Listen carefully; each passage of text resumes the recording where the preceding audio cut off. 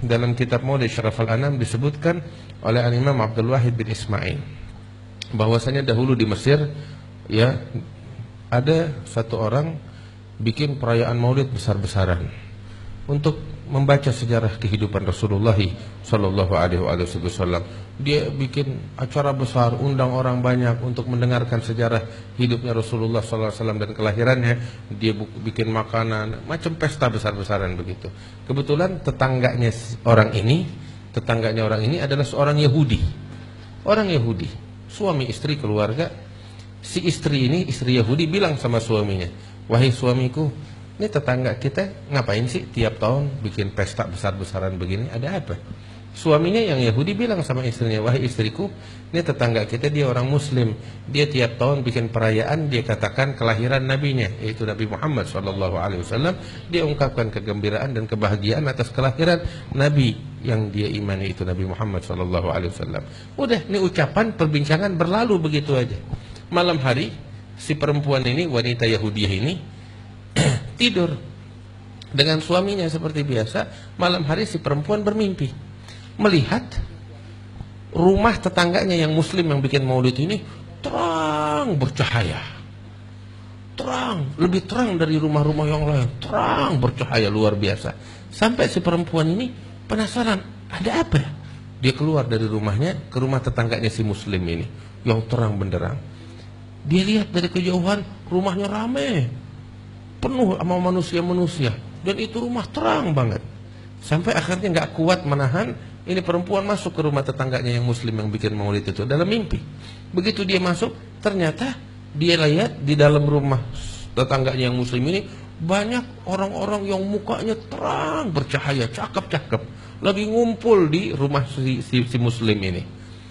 Terus di tengah-tengah mereka ada satu ganteng banget, cakep banget, lebih terang dari semuanya. Ngelihat begitu nggak bisa menahan. Dia tanya nih perempuan sama orang yang di sebelahnya, siapa mereka ini yang datang ke rumah tetanggaku ini? Dan siapa itu orang yang paling ganteng tuh di tengah-tengah yang dikelilingin sama orang-orang itu? Maka dijawab, engkau lihat itu yang paling ganteng itu adalah Nabi Muhammad SAW. Dan sekelilingnya itu yang bersama beliau itu adalah para sahabatnya dan juga para tabi'in, para aulia wa salihin. Untuk apa dia datang ke rumah tetanggaku yang Muslim ini? Oh, mereka datang untuk membawa keberkahan kepada tetanggamu yang Muslim ini, karena dia tadi pagi bikin perayaan maulid besar-besaran menghormati Nabi Muhammad SAW. Nabi Muhammad datang ingin menjabat tangan mereka, membawa keberkahan untuk mereka. Walhasil ini perempuan menyaksikan keindahan Rasulullah, ketampanannya, akhlaknya, para sahabatnya, wajah yang bercahaya, wajah yang agung. Dia tertarik. Dia bilang sama orang yang tadi itu dalam mimpi, kalau saya menyapa itu Nabi Muhammad SAW, kira-kira dia bakal menjawab gak? Katakan, oh nabinya kita Nabi Muhammad yang dipuji oleh Allah, wa innaka la'ala khuluqin azim. Pasti dia akan menjawab. Maka dengan polosnya si perempuan ini memanggil Nabi Muhammad SAW. Dengan polos dia bilang, ya Muhammad. Dia teriak, dia panggil. Maka saat itu Nabi menoleh dengan dengan segala perhatiannya, dengan akhlaknya yang luar biasa, dan mengatakan labbaiki wa sa'daik, aku menjawab panggilanmu dengan penuh perhatian. Si perempuan ini sampai malu hingga mengatakan, atujibu nidai wa ana ala ghairi dinik, apakah engkau menjawab panggilanku padahal aku enggak beriman kepadamu, aku bukan orang Islam. Si perempuan ini bilang begitu. Maka saat itu Nabi Muhammad tersenyum dan mengatakan, ma ajabtu nida'aki hatta alimtu anna Allah qad hadaki. Aku tidak menjawab panggilanmu melainkan setelah aku tahu Allah telah memberikan hidayat kepadamu, katanya Nabi Muhammad. Saat itu nih perempuan terperanjat dan hidayat Allah masuk ke dalam hatinya. Ini dalam mimpi. Itu waktu juga dia menangis dan menyatakan keimanannya kepada Rasulullah di dalam mimpi tersebut. Terbangun dari tidurnya, air mata udah membasahi pipinya dia. Dan ketika bangun dari tidurnya, dia menyatakan keimanannya, kerinduannya kepada Rasulullah. Dia ucapkan asyhadu an la ilaha illallah wa anna Muhammad Rasulullah ketika bangun tidurnya itu di tengah malam. Kemudian dia menangis di tengah malam. Suaminya tidur.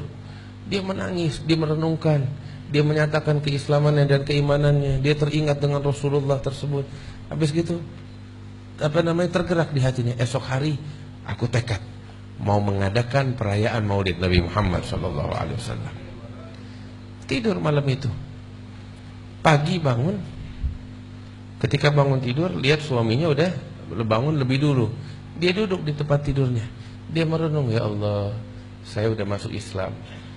Saya punya tekad mau bikin perayaan Maulid, cuman saya punya masalah satu, suami saya bagaimana ntar? Dia nggak tahu keislaman saya, dia bakal marah besar. Saya bingung bagaimana. Galau, pusing, stres dia. Urusannya panjang ini.